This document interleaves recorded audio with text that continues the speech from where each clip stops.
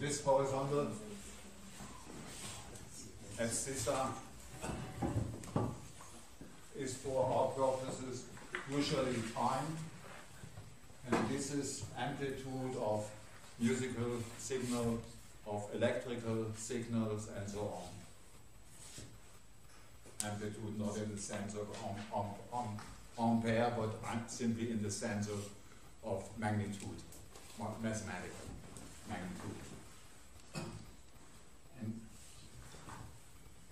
second remark, this diagrammatic symbol for the diode two-way semiconductor is self-explaining. This triangle means from there to here electricity is bravely conducted, and this line means in the opposite direction the electric flow of electricity is blocked. That is the meaning of this vertical line or part of the symbol. And this is once again amplitude, and this once again is time, and I've explained it. In truth, I should have reversed the naming, because flow is in this direction here, these little sine, half sine waves. And the addition I wanted to make in urbanistic and communicational aspects is to say that Edison didn't invent all gadgets of his time. The invention of the telephone he left to Alexander Graham Bell, Scotch from birth and working in Boston. And the first telephone he and an ophthalmologist constructed as a device, a helping device for deaf people, and he didn't mean it technically. It turned out as a technology, and it wasn't intended to be.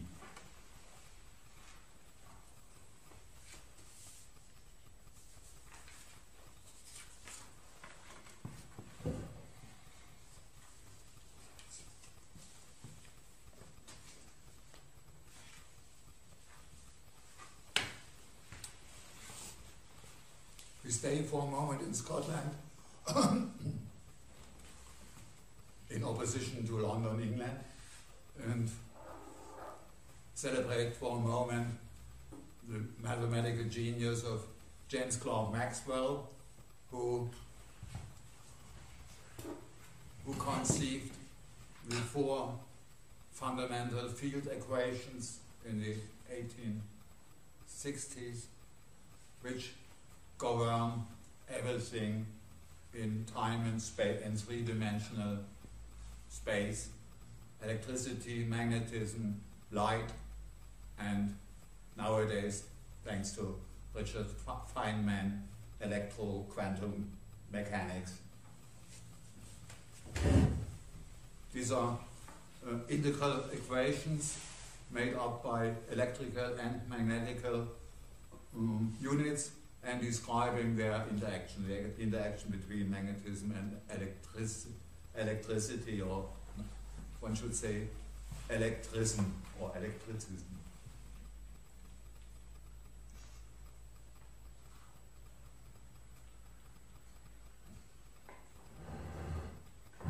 And this was his life's work, in difference to a small paper, Maxwell on Governors, which was the starting point from which Norbert Wiener, MIT, Cambridge, took the roots for his Wiener's cybernetics as a dimension of self-regulating, as self-regulating automata And there's a straight line from the gravity regulator feedback loop inside James Watt's locomotive to Maxwell and later to Norbert Wiener and the science of feedback control systems in animals and machines.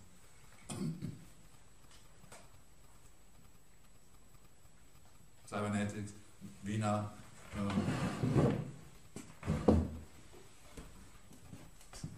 before Wiener called his mathematical theorems cybernetics, is sort of a name like just as angelology, angel's logic.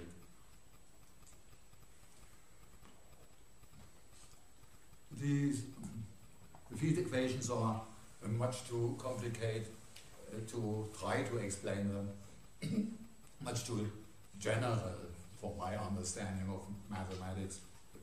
I can read them, okay. And abstract in a way that Maxwell couldn't prove his equations empirically. This is important and had led to the consequence that his English, not Scottish, students turned the field equations into a spiritistic world governed by a field equation named Christian God. This happened with Oliver Lodge and others. So abstract, so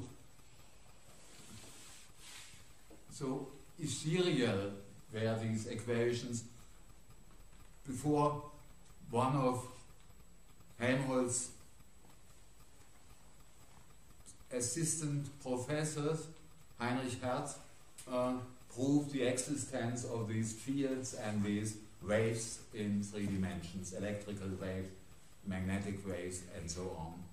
This was at the Technical University of Karlsruhe in 1890, and Hertz has become famous by another physical unit. Only Americans don't know it, but continue to speak of cycles per second, but for the scientific community, cycles per second are Hz. It is Hertz. And now I could throw myself into a whole philosophy what Hertz, 1 Hertz, is as an essence, as a concept.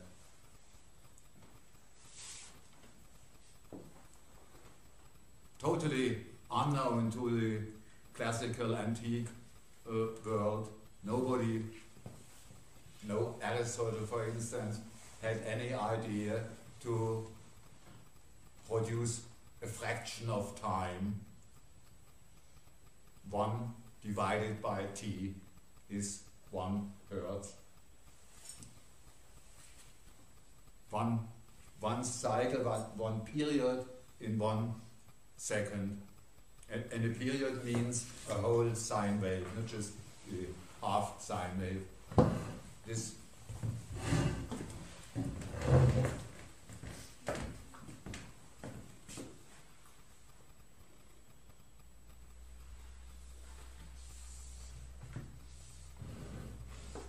from here to here, 1 Hertz in the case time makes once in the same time 1 second.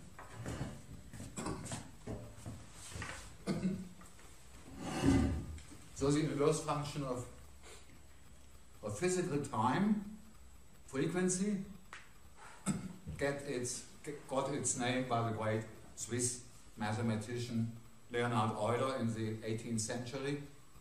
He introduced the Latin concept of frequentia in his treatise on music. Novus Methodus oder so. Nova Methodus. And I come back to frequency, the concept of frequency, and continue with Heinrich Hertz's discovery.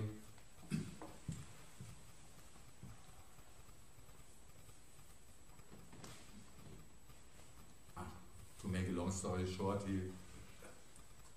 he produced electrical waves in his lab, and he devised some means of receiving it at another place in the same big hall. So electrical transmission without cable was feasible and had been experimentally proven, and Maxwell, after his death, was proven to have been right. But the relation between Heinrich Hertz and the Italian engineer Guglielmo Marconi was almost the same as the relation between Helmholtz and Edison. The German professor just experimented with the theoretical concept, and Marconi turned it into a technical device, as in the case of the phonograph. And so wireless transmission came into being, and what we nowadays call radio or German Funk. His experiments were made near Bologna, beautiful city, but as he was half Italian and half English by birth, Marconi had probably, by inventing radio and antennas and earthing of the receiving and sending apparatus, had probably the royal fleet in mind, because he moved on to London and equipped the Royal Navy, the military marine of the empire, with radio apparatuses for intercommunication between them and only them.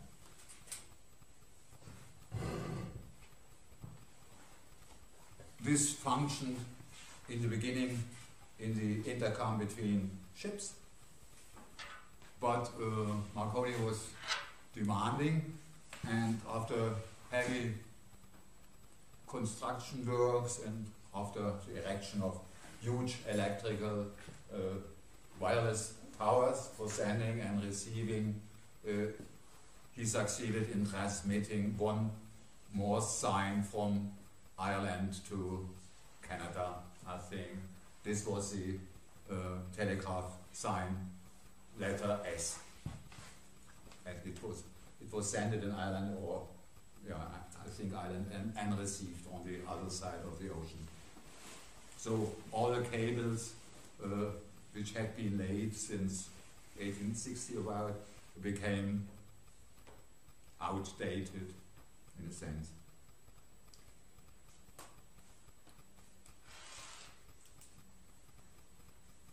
But it's important to stress that, to underline that during the signal sending, only one radio emitter was allowed at the same time. No two radio stations could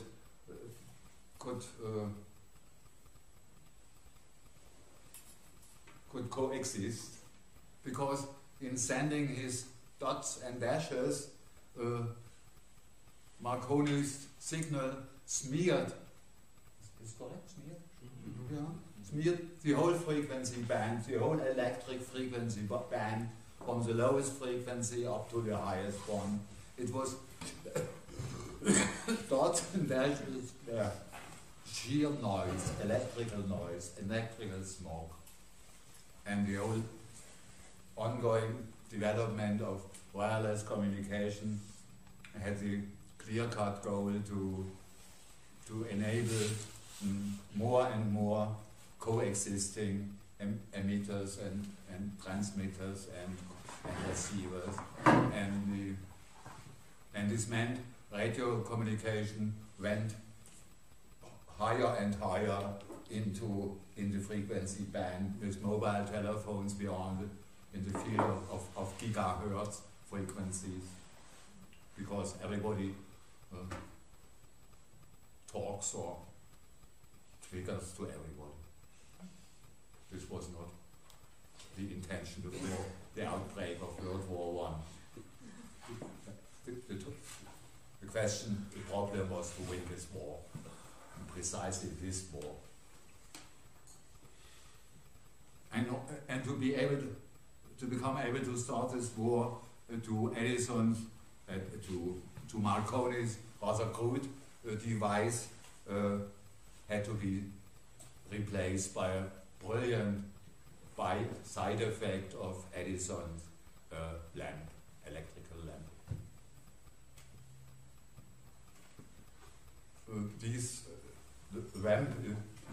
The lamp, you know, is in principle is a vacuum tube. Light bulb, yeah. I should say bulb. Sorry. It must be it must be cleared from air and brought to an almost perfect vacuum, and that's why a bulb, after being switched off, glimmers slightly for some time. A little glimmering goes on. Edison, with his eyes, saw this so-called Edison effect, but he didn't find the reason, and he had obviously no deeper physicist's interest in this sheer phenomenon, nice phenomenon. But it showed that in the vacuum, electric energy flows are possible, or even though no actual current runs through this coil of the lamp.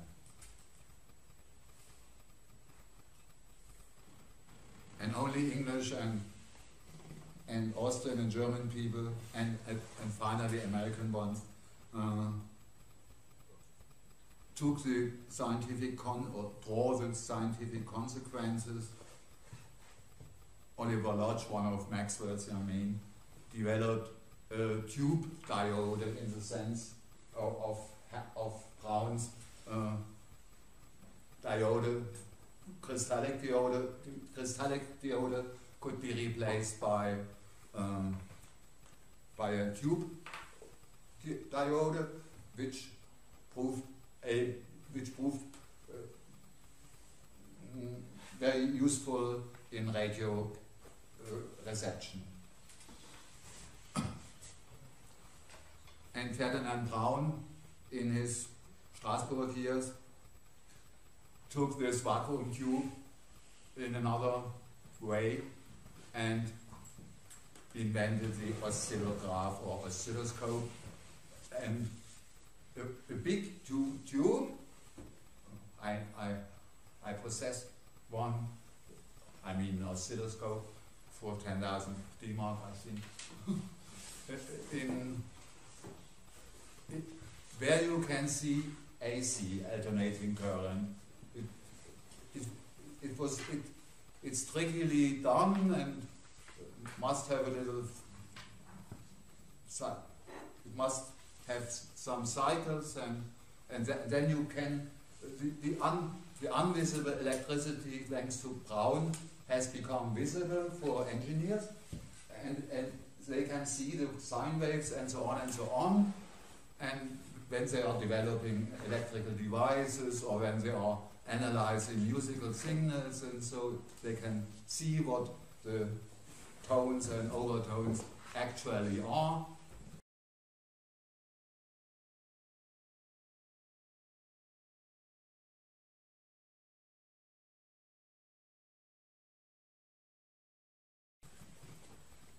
And the assistant professors of White Brown said to him, "Wonderful, now we could build some kind of a television, wireless transmitted images or movies or films or so?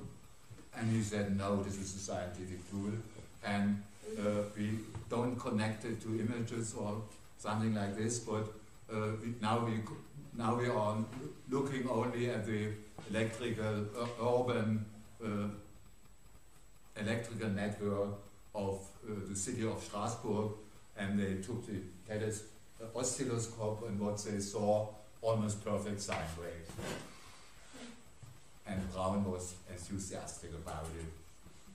He had reckoned with many spikes and asymmetries in the signal, but the generators, the electrical generators, worked obviously quite well.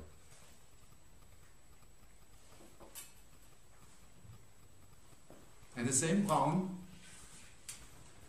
collaborated with Siemens and AEG, the Edison of Germany, Edison representation in Germany, and the job was to develop a wireless system with frequency control and not electrical smog for the German army, the German marine, and so on. And the emperor himself, William II, brought together the CEO of Siemens and the CEO of AEG, who were heavily competitive, and threw their heads together one whole day long, and finally they agreed to co-found a new company named Telefunken, and this was Germany's army deliverer in electrical apparatuses.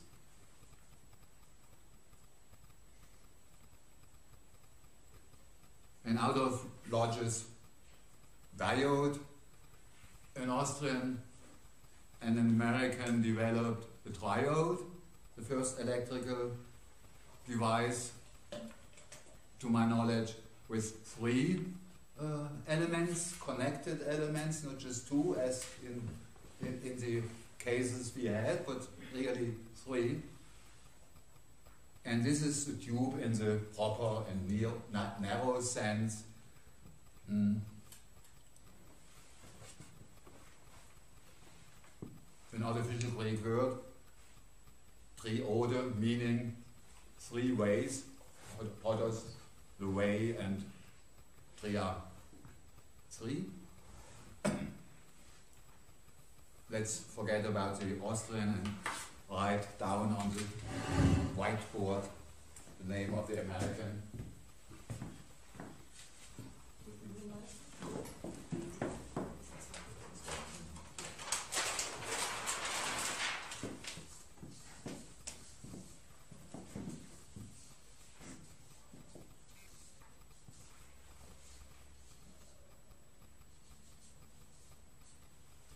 Nowadays it's rather unknown because the big industry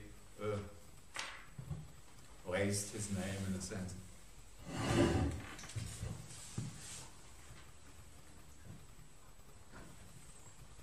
When I taught at Stanford University and stayed personally in Palo Alto on a rainy November afternoon with my girlfriend, we made a little walk around in Professorsville, as it's called, and between the small nice old houses we found an open and empty lawn. The house had disappeared, and there was a Californian historical landmark in MI, blue MI. This is a historical landmark because here, right here in this house, at this place, Little Force invented the tube. I don't know whether it's true.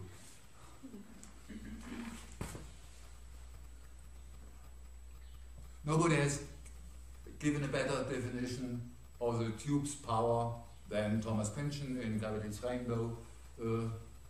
In order to, in the old days, before this invention, controlling of power needed power in in a physical sense. You couldn't reign, dominate, and so on without some energy brought in by your own. And a knight, in order to become king, had to be more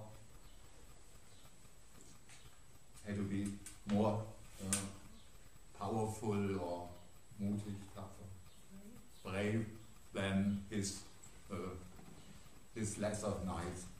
And the Duke has changed all this situation. Control needs almost no energy, and what is control, that is the electrical flow, can be as big as you want, or as low as you want. You can stop flow and you can maximize flow, and you can reach any middle state between these two extremes, open and closed. The symbol would be I myself had nothing to do with tubes anymore.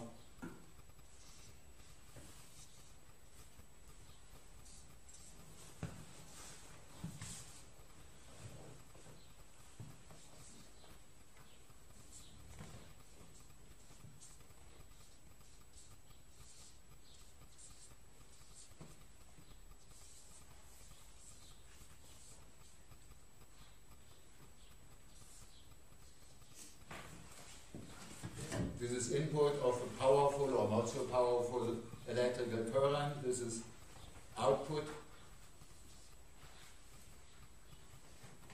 And all this, and usually you have some source of energy here, and finally it's earth. It's grounded. And you have a second electrical circuit which is quite independent and can be very can be very small in its energy amount. And the second circuit controls something which is technically and physically a grid.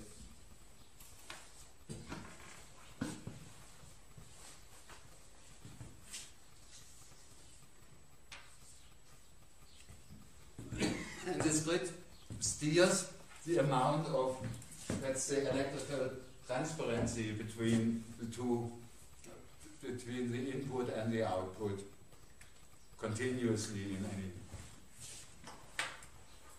in any amount you wish of what showed up to be amplification. I think the development of the tube and the very concept of amplification in our dirty language called in our vulgar language simply called the amp, is the historical fact of the invention of the tube.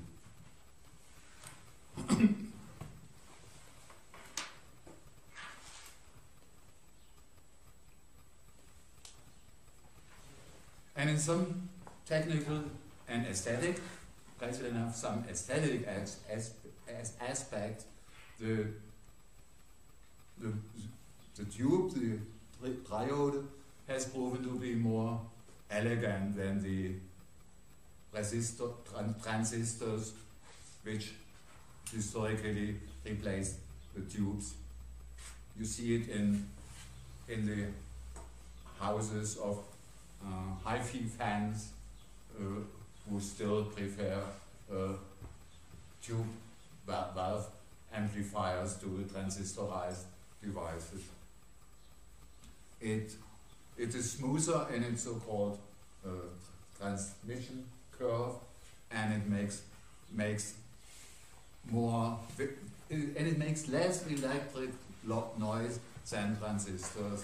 Transistors, to prepare you to strange facts, are very sensitive to noise. They produce noise because they are very sensitive to alpha particles and gamma particles coming from the outer universe down to Earth. This is one explanation of transistor noise. Nobody, no engineer, no physicist, to tell you the truth, knows for certain what is the physical reason and ground of noise. You can perfectly describe music, it's contrary, but not noise. It's still a mystery in quantum physics, as far as I know.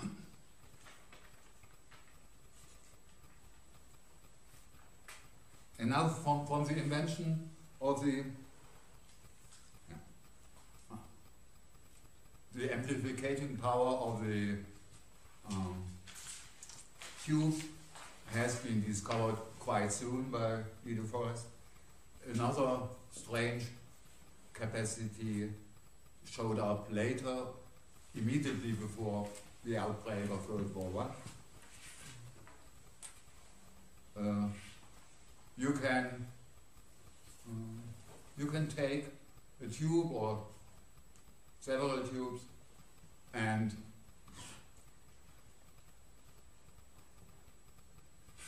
close the circuit by a feedback loop. The tube communicates not with outer external electrical devices, but only with itself. She's self-referential, to say it with Luhmann. And I'll explain the principles a little bit later on, when it's easier to talk about transistors, as I've never had a tube in my hand. But the effect derived from the tube feedback was tremendous and fascinating and wonderful. Not just amplification, but oscillation, ongoing oscillation. The sine wave could be produced, which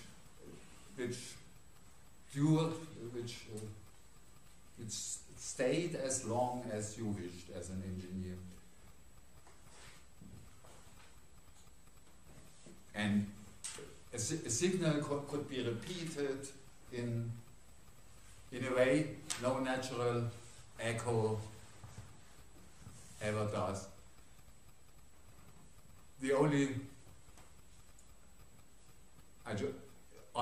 amongst the Latin poets, I just love two and hate all the others, and the twos are Ovidius, as is obvious, the Metamorphoses, and Lucretius De Rerum Natura, on the nature of things.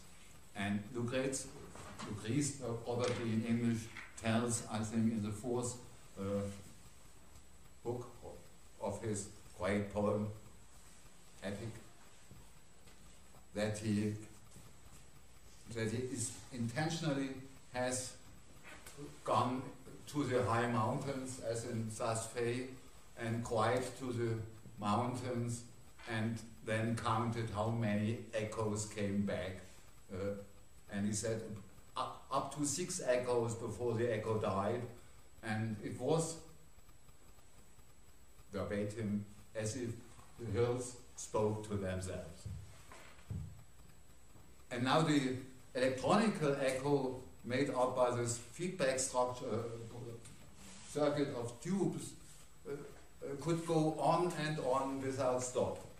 Not just 6 times, but many, many times, again and again, and louder, or till all ended in a big bang, let's say.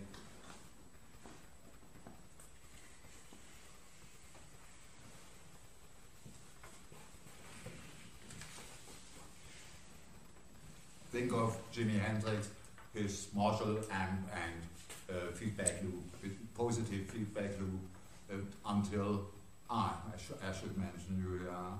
And when Hendrix gave a concert at Stockholm in Sweden, this electrical feedback loop took so much energy out of the city power system that a very important ferry was not electrical ferry. No, was not. It wasn't the ferry. It was the Ferris wheel. You know, in the amusement park. Oh, yeah. That stopped. Misunderstanding in the on my amusement part. park. So they were in the same. He was playing on a stage in the amusement park, and then he had needed that much, so they had to stop the Ferris wheel. So you've used Hendrix in your therapy? I wish. No, Okay. no, I haven't. But I like this one. That's a good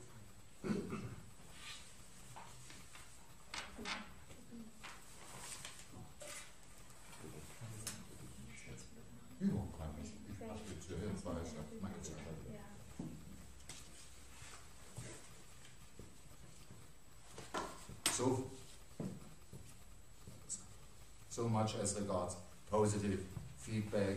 We'll come back to feedback theory after the end of World War I.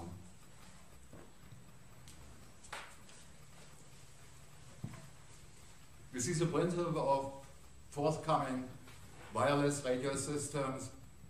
The carrier frequency, I could explain, should be a rather regular, standardized sine wave without any noise, without any unhappy error inbuilt, and then you can, and it should be as high frequency as possible, and then you can modulate, as it is called, the unregular human voice, speaker's voice or singer's voice, as a low frequency event in the field and domain of our ears and their capacity to transmit.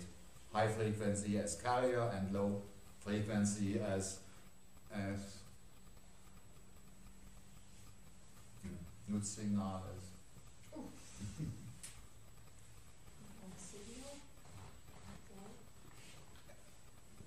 What's the name in German? Nutzsignal. What is it? It's not neutral. No? It's the high frequency is constant for a given wireless station, and its content is useless for the end listener, while the transmitted signals, the speech or the voices and the musical sounds are the useful part of the message for the end user, but electrical, they are second hand, so it's quite dialectical relation. And the first modulation technique to be developed during World War I was amplitude modification, and frequency modulation came in order to prepare World War II.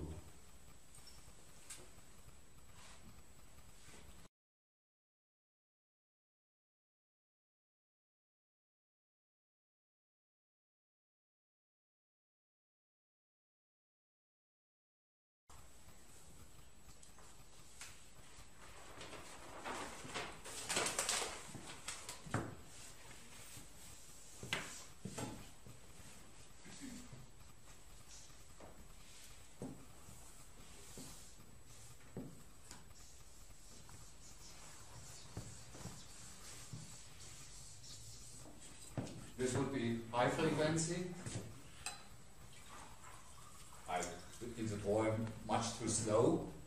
It's in dimensions of hundreds or thousand hertz, kilohertz. And now you have, and second, you have the what is carried, the voice, the acoustical time. Acoustical function of time, and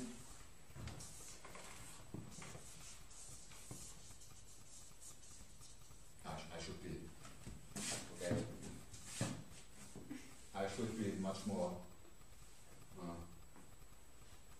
to that one.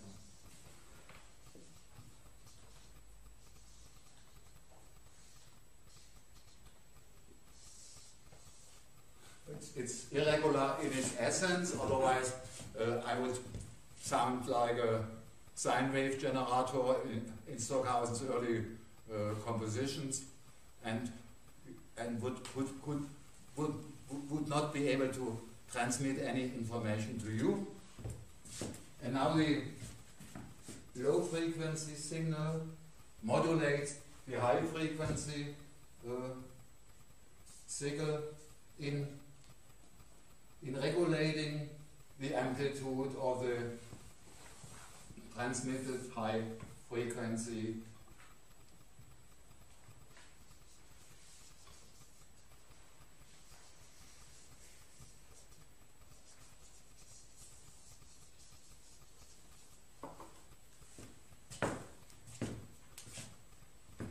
if the amplitude of the voice is low, the amplitude of many high frequency waves becomes also low, and when the voice is at its peak, then the many high frequency waves get a high amplitude, and for the hearer this carrier frequency is hidden, is made, it can't be heard, and it shouldn't be heard, and in the case of frequency modulation, it's not the what changed by the rhythm of the voice is not the amplitude of the high frequency carrier, but the frequency itself of the carrier. It's a change in frequency that transmits high quality music or all this stuff. And it's much more stable and less noisy, and but it's not a story.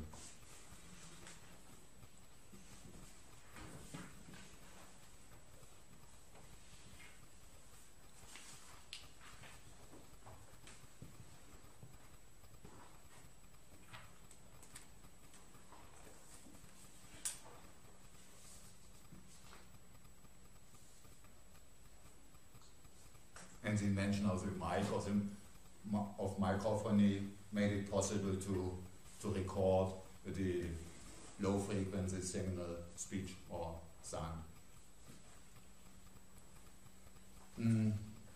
Historically, and in order to prepare for First World War, Marconi had got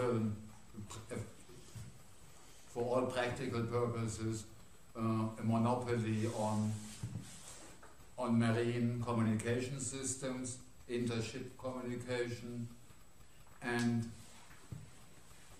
this Marconi system was rather poor in its efficiency. Only after the Marconi coded ship Titanic went down, American officials and German officials pushed in a London conference the Marconi mean and the English government to accept international norms for intership communication, and the basic norm was the Morse signal of SOS, not save our souls, but without any signification, meaning just a means of overcome Marconi's monopoly.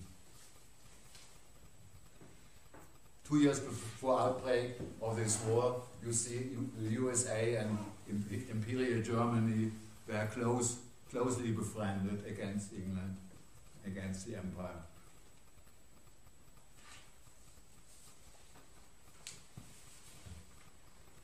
But still the empire struck back in a sense, and could strike back because England, Great Britain, the empire, is with a worldwide spread pearl of small islands from Cyprus to Crete to Singapore to Malta to St. Helena and so on and so on. Had for military reasons constructed an underwater and land telegraphic cable system, which at no point touched no British ground or British colonial ground. So the English monopoly for global military communication was almost unbroken at the time, and the German American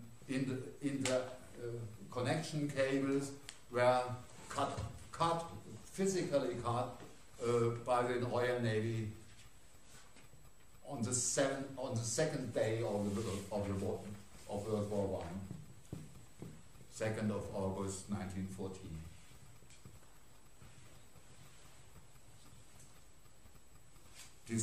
This cable, this British cable, was called All Red Cable, and the great American, I think, or English historian Paul Kennedy has written a long, lengthy article on it before he prophetized the decline of the American empire in a famous book.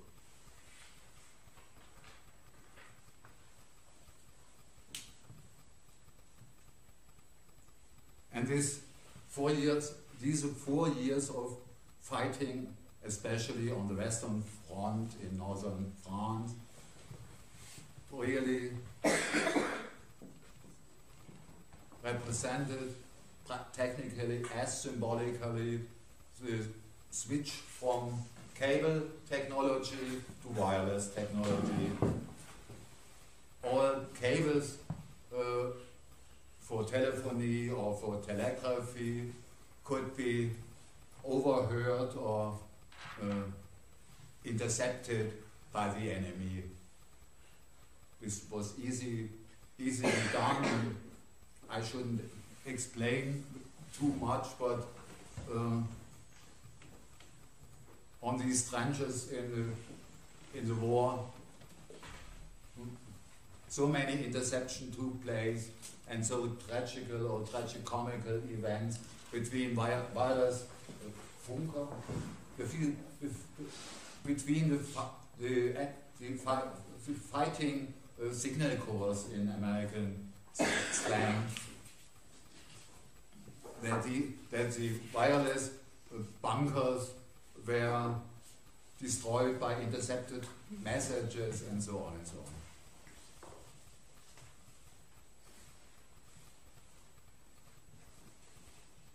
And wireless was the salvation in this system, because wireless interception stood only in its very beginnings.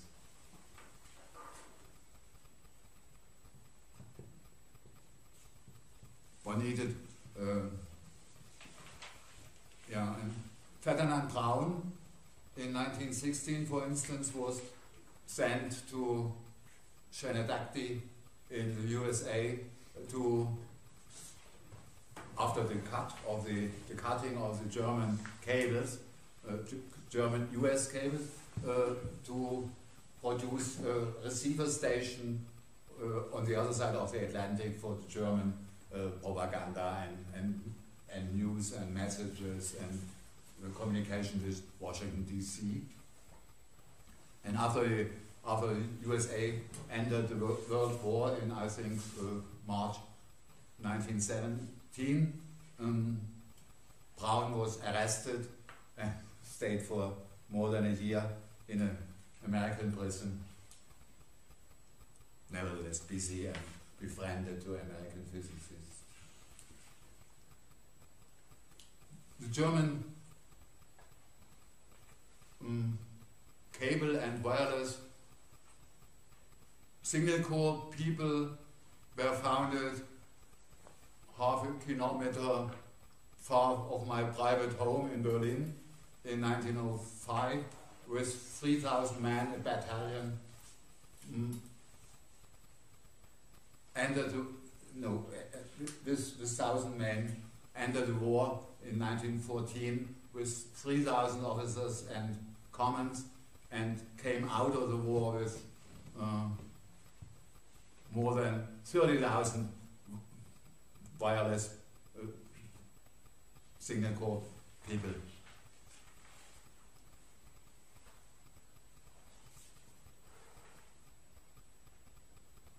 So I changed the order of my little notes.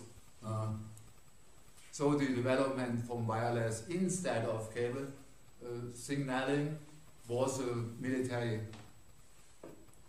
necessity and efficiency. And Bertolt Brecht, the German dramatist, when he developed a theory of radio, a Marxist theory of radio in the late 20s, was totally mistaken about wireless and its historical, political, military function. In Brecht's argumentation, the idea ran like this: capitalism has produced radios without knowing why and to what end, and communism knows the ends of radio, and now we should turn broadcast and communication apparatuses into communication apparatuses between people and people and people, instead of one emitting station and many millions of receivers. This is okay as a proposal, but the idea that wireless was developed in England or Germany for no purpose was so totally ill-focused and so ill-informed that this theory had a Pferdefuß. Had an inbuilt error at the very beginning of this theory. In fact, radio was efficient as a military tool, and only when radio was turned into a civil commodity, private commodity in the USA and stately controlled commodity, BBC and London BBC and Germany, Berlin, then the question of content arose for the first time. What to do with radio when it is not military? And then the question of, as you know, the question of radio, of wireless content, of radio content was solved by, and now, pay attention, was handled by the electrification of formerly mechanical media technologies. In order to become emittable by radio, by high frequency, gramophony was turned from mechanical into electrical, and you needed no microphone anymore to mass distribute a single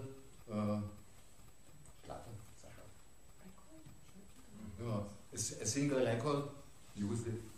But you just constructed a pickup, an electrical pickup for this mechanical record, and you could read it out electrically, and then you had to develop electrical loudspeakers instead of mechanical loudspeakers, amplifiers, and the whole transmission chain of acoustics was turned into an electronic chain by 3 signal corps men from the First War and based in Berlin, and bought by Fox Century. And Fox in Hollywood turned the technology into Wochenschau, week movies. Even these weekly news shows that were broadcast in cinemas as late as Anfang der 50s. No, No, eben nicht.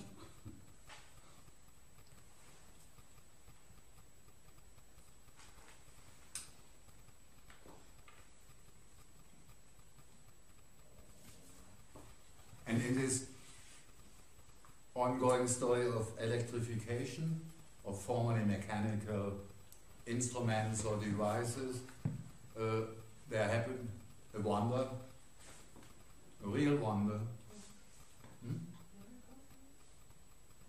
Les Paul got the idea to electrify the guitar after some millennia of guitars being in existence.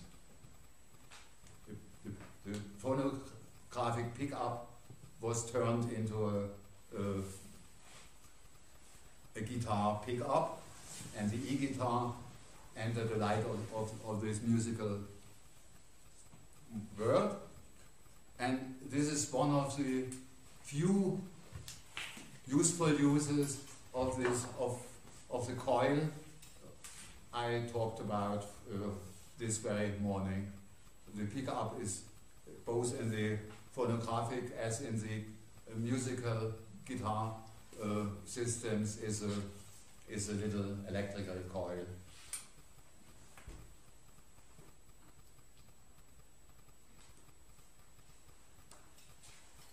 I forgot to mention that as a theoretical consequence taken out of this war, I think in Edinburgh, physicists and mathematicians developed a general theory of amplification and of feedback in electrical systems. And especially important, they made the methodical distinction between a positive feedback and a negative feedback. I'll come back to this very important topic. The polarity from magnetism to electricity to whole electric systems run through and through and through. And to give you just, before we make our break,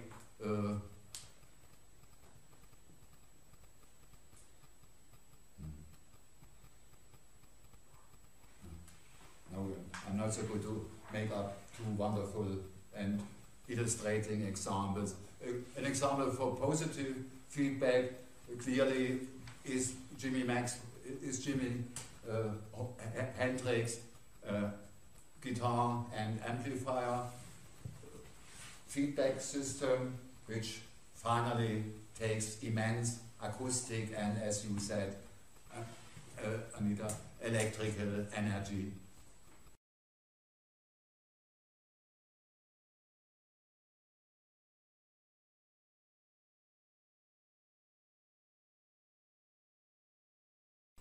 And negative feedback is much more difficult to explain, because in this case the output comes back in negative way, in inverted polarity, back to the input, and this seems at first sight totally useless, but will come back on the absolute necessity of negative feedback in order to stabilize systems.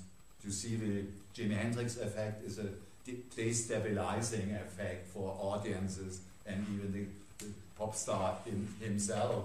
And negative feedback makes systems more sure, more secure, not just so energetic as Jimi Hendrix, but very suitable for everyday and every night purposes. And now, let's have that break.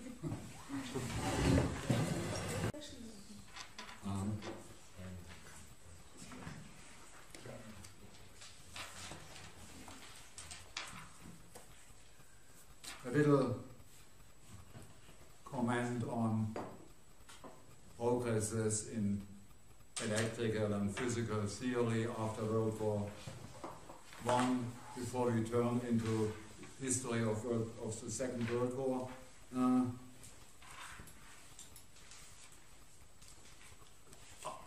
Alternating current AC is very difficult to describe and to analyze, as is music, also difficult.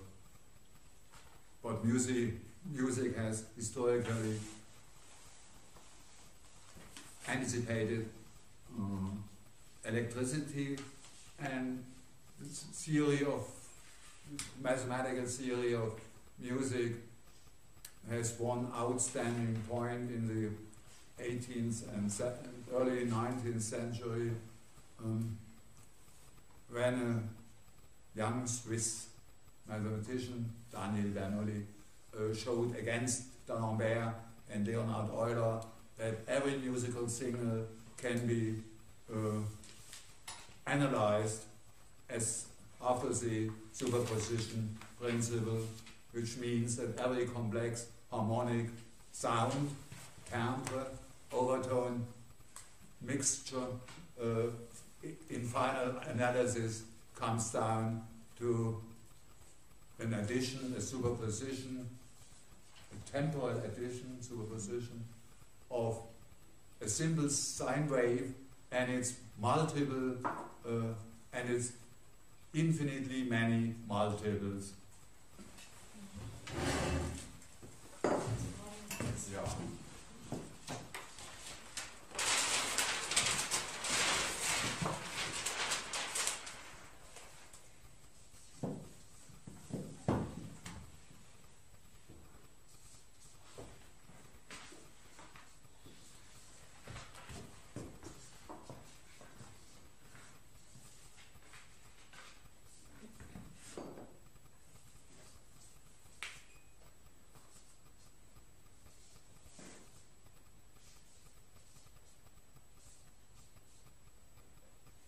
And so on in infinity.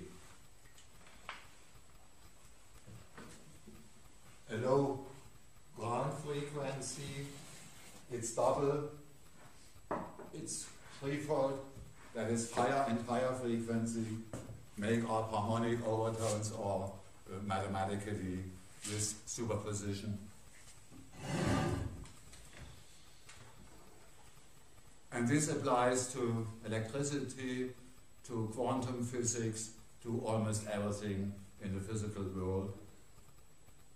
And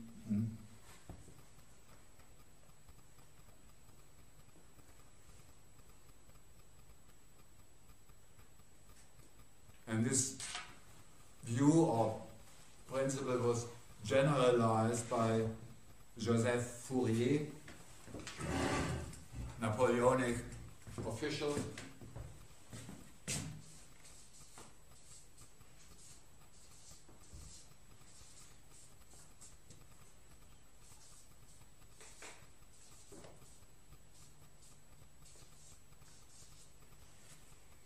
For signals in general, for temperature signals, the diffusion, dissipation of heat, for acoustic events, and so on and so on and so on.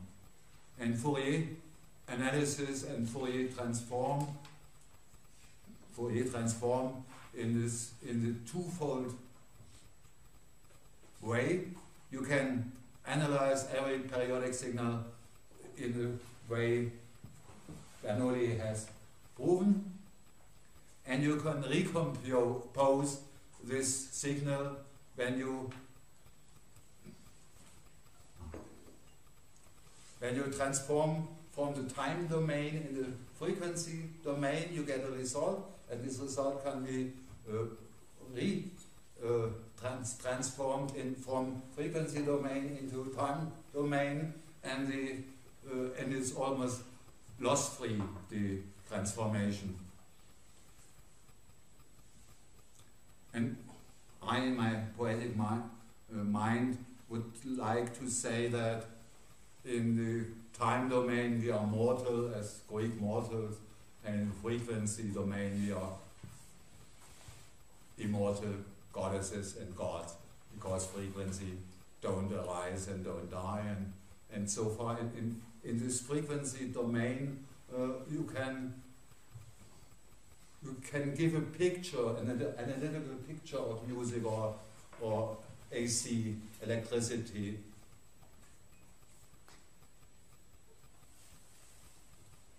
And what Fourier had done for periodic functions, a very breakthrough in mathematics. In English, an American professor generalized for non-periodical function, that is for the real hazardized random events of our prosaic life. These men were Oliver Heaviside in England and Professor Gibbs, I don't know his Christian name, at the MIT. All this came down mathematically to complex numbers with real part and imaginary part, and not to be discussed this evening.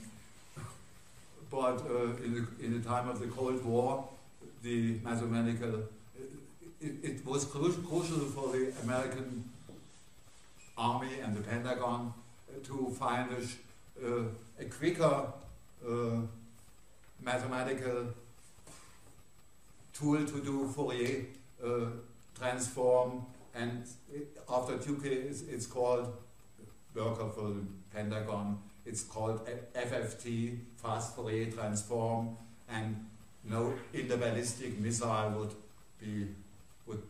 could live without Fourier's theorem.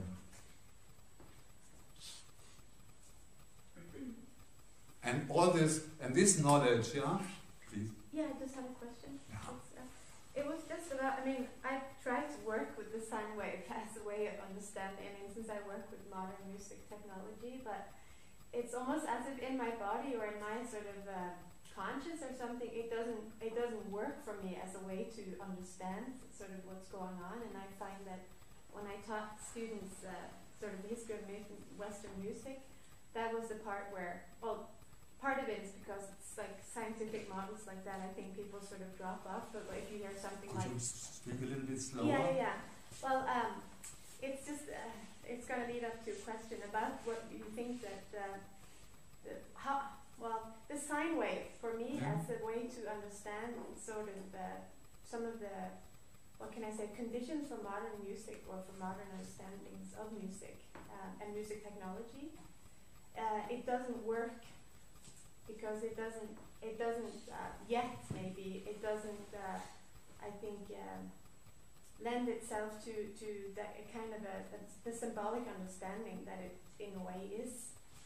And I think when you talk about, for example, a lightning bottle or something, I think most people who hear that would sort of respond to it almost bodily. They can understand some of what's going on there.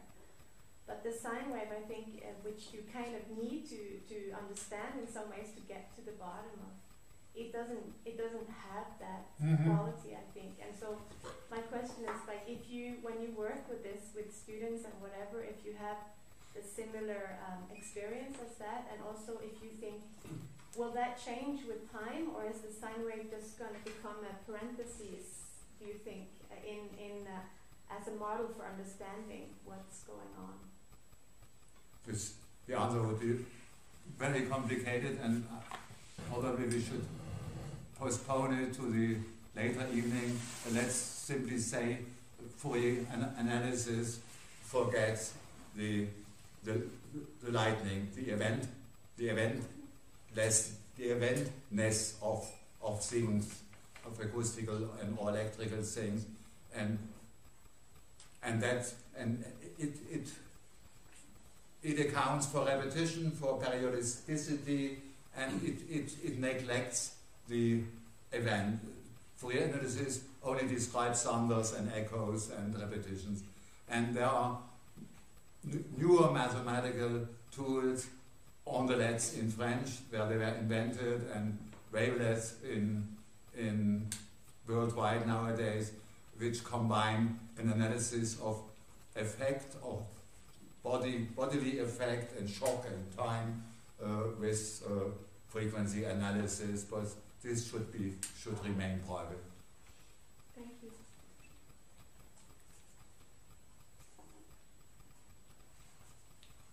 For traditional music and singing and talking, Fourier analysis probably does fine and is sufficient,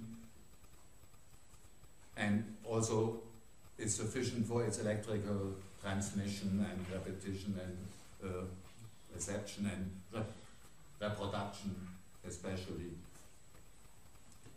And from this Fourier theory, practical mathematical and electrical tools came out, arose, namely filters, electrical filters. We can modulate sounds and alternating currents by filtering them. And great mathematicians of the 19th century, as Bessel or Chebyshev in St. Petersburg, or Kauer in Berlin, and Butterworth, I don't know where, they define mathematical different filters. Now we can really handle this frequency domain, this immortal, this godlike frequency domain. We can say, okay, in a telephone line in the early telephone systems, we just need frequencies from, let's say, 700 Hertz up to 3000 Hertz, and because language remains understandable on the receiver's end, and all the other frequencies are cut off as redundant, and so the transmission capacity of the cable, telephone cable, is doubled or 4 times or 5 times, because the filter has cut off unnecessary information, time processes, time signals, and how steep or how smooth these cuts are, and at the limiting frequency, it makes a difference between Bessel, Chebyshev, Kauer, Butterworth, and the others. I in my musical engineering, I always prefer Bessel because it's the smoothest kind of filter.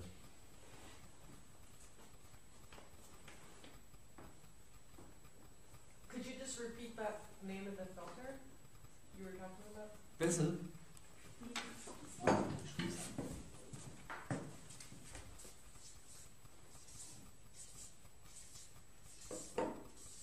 Complex equations, difficult mathematics, but very efficient on an aesthetic aspect. For instance, when they developed compact disc CD, they decided to take a Chebyshev filter because it's very steep and clearly separates between the audible range for human ears and the Fledermaus. Inaudible? Inaudible domain only for some mammals, or hearable, but not for human ears. Bats, yeah, I thought of bats.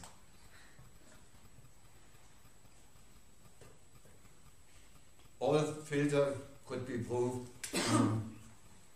have limits and problems, because no electric device can predict the future, the contingent events that are to come, that have not arrived. But this is ontological, it's very interesting, but time runs and runs. So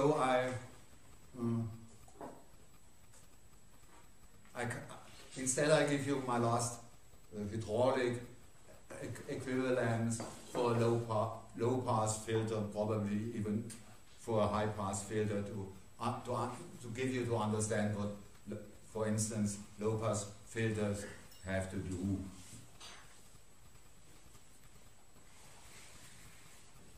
Take this creek, this river, and separate from this mainstream, in the literal sense, a little mill creek, and combine this mill creek, not the river itself, with a pool, and combine it with a dam, or better with a weir, I think, a movable dam, and then you have this mill house, and you have this big mill wheel, which is driven by water, and it's by water energy. And the miller's problem is to regulate, to filter the energy of the water. He doesn't like to too speedy wheel on days of rain, on rainy days, and to slow a wheel on dry days. So the pool and the weir make it possible to cut off higher frequencies, frequent changes of the water flow and energy, and the low frequencies remain almost constant. And in electronics, the simplest tool to arrive is some electric or acoustic input, one resistor,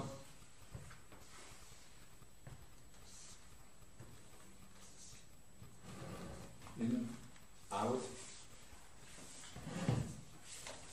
and a capacitor. The capacitor functions like the pool, and the resistor like the narrowness of the mill creek.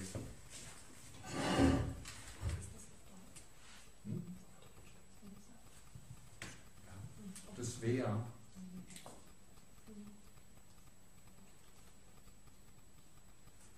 And unfortunately, this is my last example, because in electronics this model of rivers and creeks doesn't function anymore.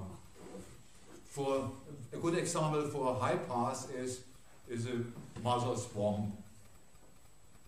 Embryos are able to hear, but the mother worm functions like a high pass filter, the contrary of a low pass filter, with the result that Mozart music, high frequency music, comes to the embryo's ears, and Richard Wagner's music, deep and hard and energetic, is filtered out, cut off by the mother's womb, and that's why children prefer Mozart to Wagner, proved by Holländish physicians have proved this.